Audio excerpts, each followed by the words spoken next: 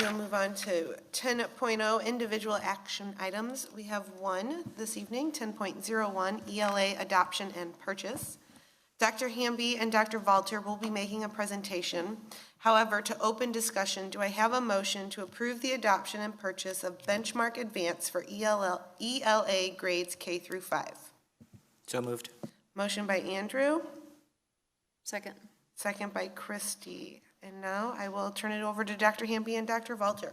This has been 2 years in the making for us to decide on our ELA program that we would like to bring into Lindbergh schools. I'm going to let Dr. Valter take the next slide. Right. We can't start this presentation without extending some gratitude to the teachers that were part of this process. We had over 40 teachers who signed on to pilot ELA programs for 1 year and ended up piloting ELA programs for 2 years. They put so much effort and thoughtfulness into it. Alongside them, our instructional coaches were learning 3 and 4 different programs to support them, and our literacy teaching assistants went in and seamlessly picked up different programs as we were piloting and worked just alongside them. So much gratitude to those teachers for their part of this process. And I'd like to thank Dr. Valter because she has done an immense amount of work over the last 2 years to make sure that we can get to the point we're at tonight.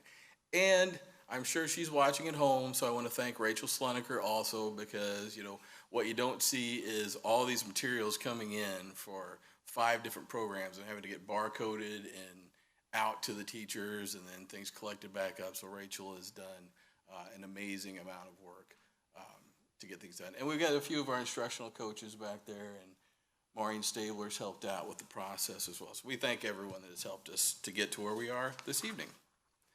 Next slide, Colin. So you guys have seen this before. This is our timeline from back when we started in the spring of 2021. Summer of 2021, we looked at 11 total programs. We met over in the library at Sparing one summer morning, and we looked at 11 total programs. We narrowed that down to 5. We made our way through the initial pilot training. What happened, though, in October of 21 was when we made the decision to extend the pilot for another year because supply chain issues, we'll blame that, 2 of the programs, we didn't get the materials till it was almost November. So it really put those 2 at a disadvantage. We didn't think that was fair to do a decision that way. We wanted more valid data, so we did the second year. And that was probably the best thing that could have happened to us. I know it was a lot of work doing another year, but I really think it helped clear up what the right choice was as we went into this year. So I'm really glad that we did do the second year. Next slide, Colin. All right, so here are the 5 that lived into the second year. So at the primary level only, we have Amplify CKLA, we had Super Kids. K through 5, we had Benchmark Advance, and we had Collaborative Classroom. And then originally in the first year, we had American Reading Company, and that one wasn't working out, so we brought in Bookworms, intermediate only for the second year, just to have some more programs to look at. So these are all great programs. Honestly, we could have chosen any of them, and our kids would be successful, but we had to choose the one that we think is best for our Lindbergh students right now. And all the programs are comprehensive, so every single one of them includes phonemic awareness, phonics instruction, reading standards, writing, explicit grammar instruction, handwriting, everything's in there. So right now we're doing all those things, but we have 5 different programs to do those things. So now everything's going to be cohesive and comprehensive. Everything is very sequential and structured and explicit, and they all have everything a teacher needs. So there's, for the classroom teachers, it should take a great weight off of them and their planning. I don't have to go down to the guided reading library and find these books for these groups. No one should have to buy anything off teachers, pay teachers to supplement their instruction. They should have more than we could ever need to teach reading and writing at Lindbergh. Next slide. All right, so this was a big decision. A lot went into it. A lot of different parts and pieces came together. We ultimately decided there were 4 big pieces of data that we wanted to look at. The first was program rubrics. We'll dive into that a little bit more later, but we invited each of our 5 vendors to complete a rubric, giving us some evidence of specific things that we were looking for in each program. We also brought in teachers for feedback. So the teachers who were piloting each got a half day of release time to come in, speak with us about the program. They came in by grade level so they could all hear what one another's programs offered. And they also completed a survey, giving as anonymous as you can be when there are only 2 of you piloting a program in a grade level. But they gave anonymous feedback on several different domains of their programs. We had observational feedback. We invited our LTAs, our literacy teaching assistants, our reading specialists, our EL specialists, our instructional design coaches, our MTSS director, Maureen, and Dr. Mason, our equity director, to give a lot of feedback as far as what they noticed when they were looking across students working with the different programs. And then our 4th piece of data was to look at student growth across the year from program to program. Additional considerations we had, what professional learning would come with the program, what does the technology integration look like, and along with that, does the program meet our student data privacy agreement as a district? What kind of customer support did they offer? And all the companies were great. They were amazing to work with, so that was nice. And then finally, we're waiting on some guidance from DESE. They are to give us a list of approved suggested programs to use in the state of Missouri. As of May 18th, 2023 at 6:46 p.m. was the last time I refreshed it. That guidance was still not there, so we can't wait any longer, so we went ahead with our decision.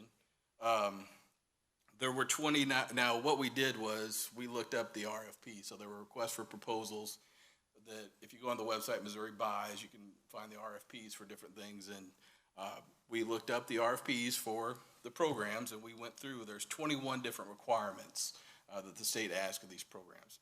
So that also factored in. After we go through the student data, I'm going to tell you how that factored into the decision as well.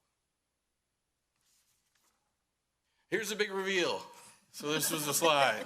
We were going to have a drum roll and throw confetti. And so, yeah, so benchmark, we collected a lot of qualitative and quantitative data, as Dr. Valter said, and that led us to our decision of Benchmark Advance, which we have 100% confidence in. Next slide, Colin. All right, so here is a whole lot of information that I'm going to sum up very quickly. We had 2 separate program rubrics. They were designed by taking the rubric from the Reading League to evaluate scientific and evidence-based reading programs. There's also a rubric that is put out by the federal government, by the Department of Education, through What Works Clearinghouse. So we merged those 2 documents into one. And we added in some of our priority standards, shared that with the vendors, and asked them to provide evidence. The document that we sent out was about 6 pages long of things that we were looking for. One of the companies sent back a document that was 186 pages long. So it was Benchmark. Several others, they were 90 pages long, 100 pages long. So they all did a lot of work. I want to tell Dr. Lake that we printed 2 of that one also. So we looked at each program through multiple lenses. These were based, again, on that What Works Clearinghouse rubric, as well as the Reading League's rubric. And as we looked across them, as you can see, this is the K2 rubric. We looked in 4 major domains. Benchmark Advance stood out on all of them. It has explicit and systematic instruction in phonics and phonemic awareness that builds across the years.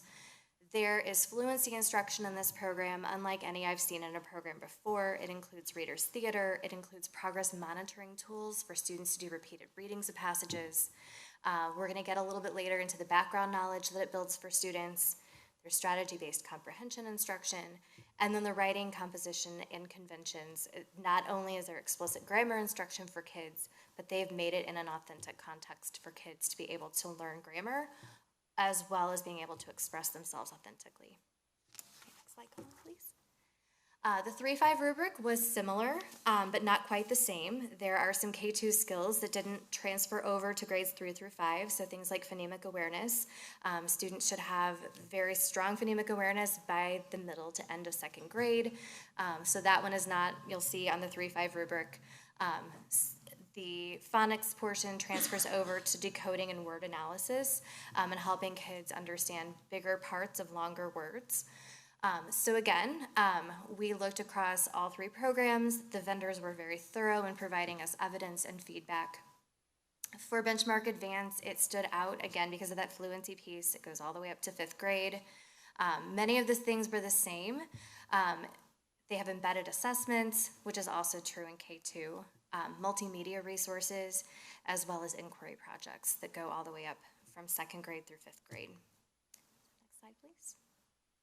We also, in addition to just getting qualitative feedback from teachers, as I said, we had them take a semi-anonymous survey. We don't know who responded what, but there were 2 teachers per grade level per program. So they had the option. There were several domains. We looked at program design, we looked at materials, and we looked at impact. So we didn't need classroom teachers to tell us if their program had phonics. We needed classroom teachers to tell us how that phonics instruction was impacting the students who were in front of them every day. So we looked at the program design, we looked at those materials, we looked at impact. Again, you'll notice Benchmark Advance seemed to rise to the top in both K2 and 3-5. The way that these were scored and weighed out, we asked teachers on each item. There were several items under each domain to answer yes, absolutely, my program has this, somewhat, or no. And we awarded the most points if there was 100% teachers responding yes, and then kind of scaled it down from there to make sure that it was an equal way to look across the programs. So I'll talk a little bit more about the quantitative data. So I'll start out with kindergarten and 1st grade. You can see the 4 programs that we use in the primary up there at the top. Benchmark is the blue column, and you can see in both kindergarten and 1st grade, Benchmark and CKLA were pretty close together, and then in 1st grade, Super Kids was actually our highest scoring one. Now, I want to explain that these are median growth scores. So we use median rather than mean. Just when my experience of working with central tendencies of data is that median sometimes isn't as influenced by outliers as mean is. So when you have a smaller population of kids that you're collecting data on, and if you have one outlier, whether that's high or low, that can really shift the curve. Or median, it doesn't really shift it as much. So that's why we chose to do median. This is growth. So these are not their end of year scores of what they got, but this is how much growth happened over the school year. So for example, in kindergarten, Benchmark was at 34 percentage points of growth, and CKLA was at 35. And then Super Kids was our lead in 1st grade with 32 points of growth.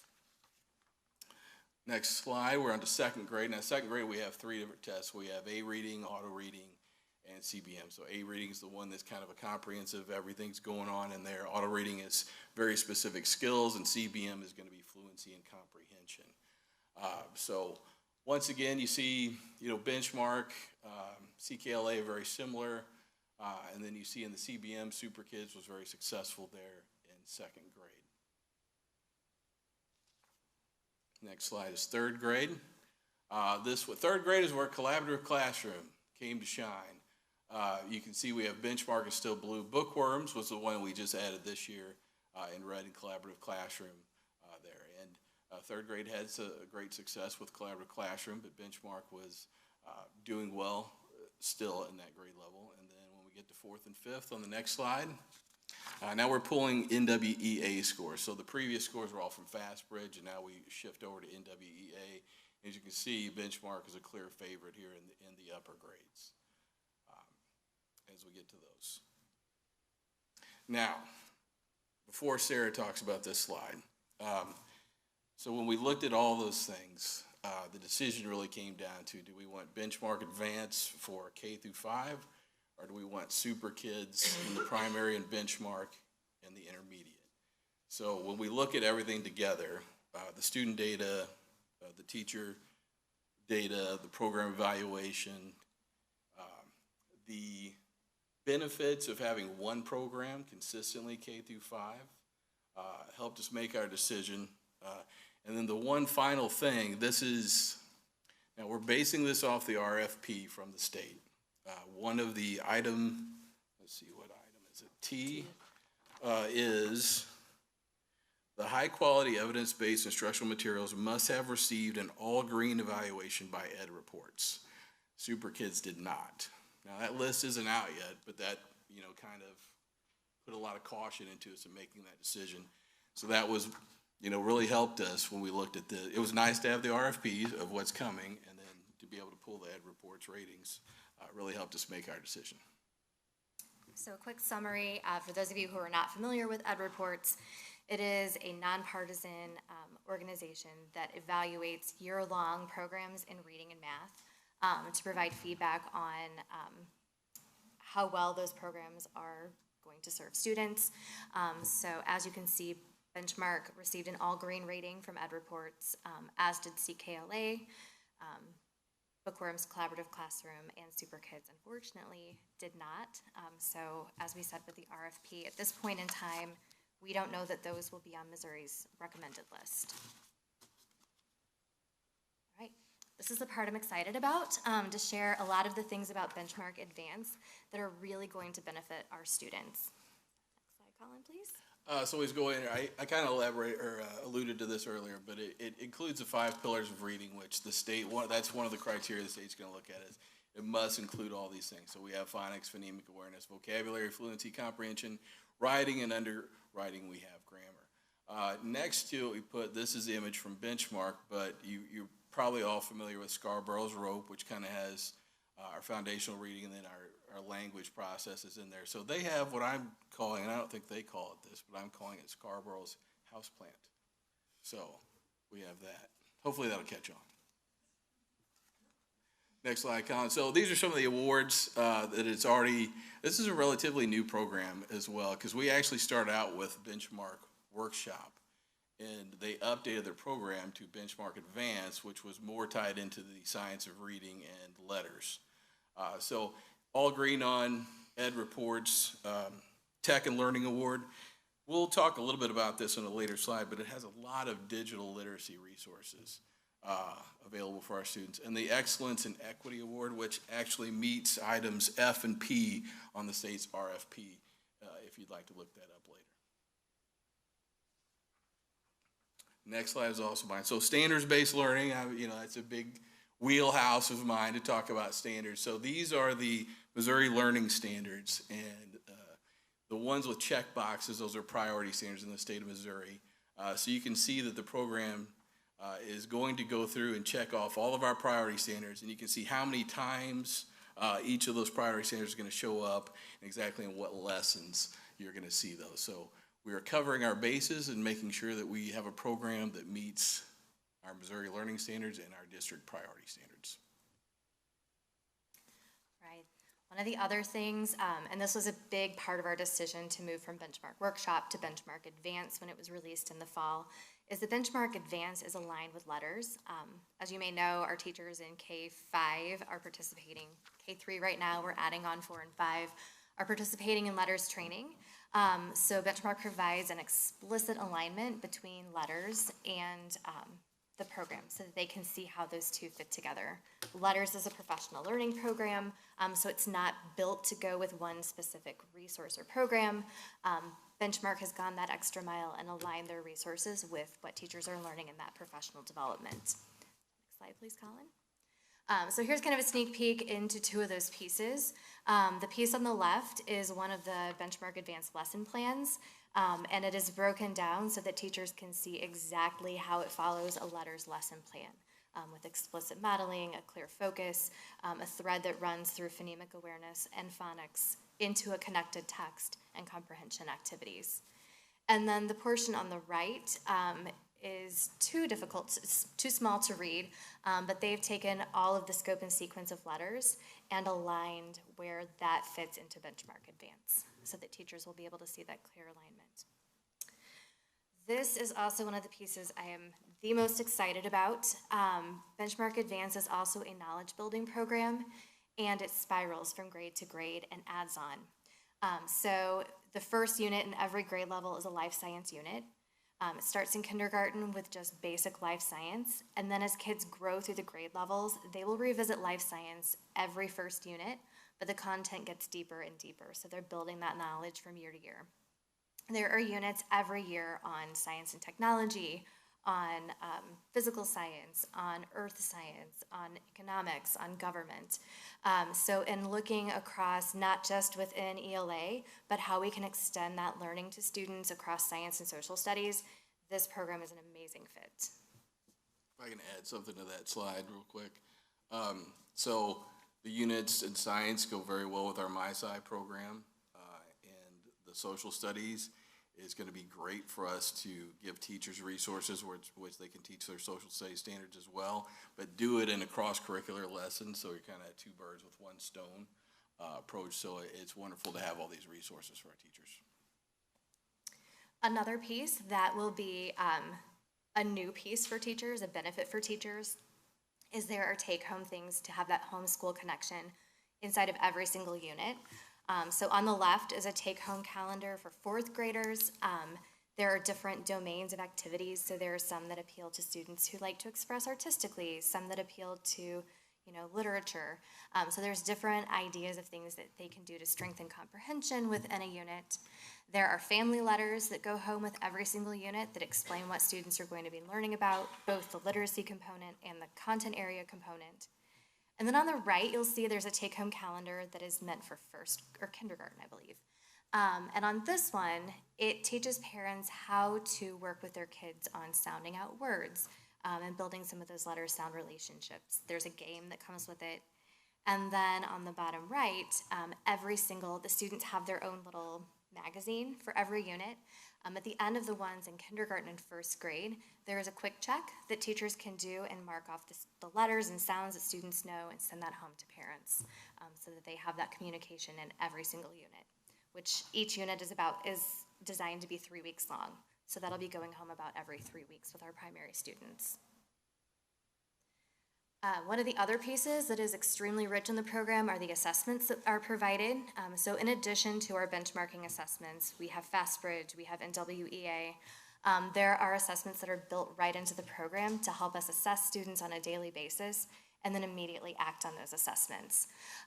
There are, in a routine building, beginning of the year unit, foundational skills are assessed. There are tools that allow you to assess things like fluency and then to do ongoing progress monitoring within the program. One of the things our intermediate teachers love is there is a little weekly assessment each week that students can take digitally or on paper. And it provides feedback to teachers immediately to support differentiated grouping that very next week when students walk in the door. There are also a bank of assessments that are aligned with standards, and there are multiple versions of each of those. So if we're working on understanding characters, there's a pre-assessment and a post-assessment that is specifically aligned to that standard. So every good program has resources for differentiation. So whether we want to call it differentiation or responsive teachings for students or for teachers to respond to the needs of their students, or call it personalized learning, this gives us some suggestions. What I like about it is it gives ideas for accommodations that teachers can use with different learners in the classroom. And also looking through the lens of universal design for learning, we want to make sure all lessons are accessible to all of our students. So that coupled with our iPads, I think we can make sure that all students, these lessons are accessible to everyone. And it gives a lot of information on how, just helpful information for teachers to make sure all students can access the lessons they need and respond to their class accordingly. This is kind of more what that looks like in the teacher's guide, and they'll go through. There's even on-the-spot coaching for the teachers if you're not sure what to do with the lesson, and it gives you little hints over there in the margin. And then we put this slide in because, once again, the resources it has here in this teacher's resource system checks off on the RFP specifications H, M, and N for us that were very specific. We wanted to make sure that the program had all those things. There are also just a multitude of resources that support our multilingual learners. So in each lesson, there is an integration for students who are learning to speak English. Depending on if they are more in maintenance, they know how to speak English pretty well, but they need some support, down to moderate, and then a higher level of support.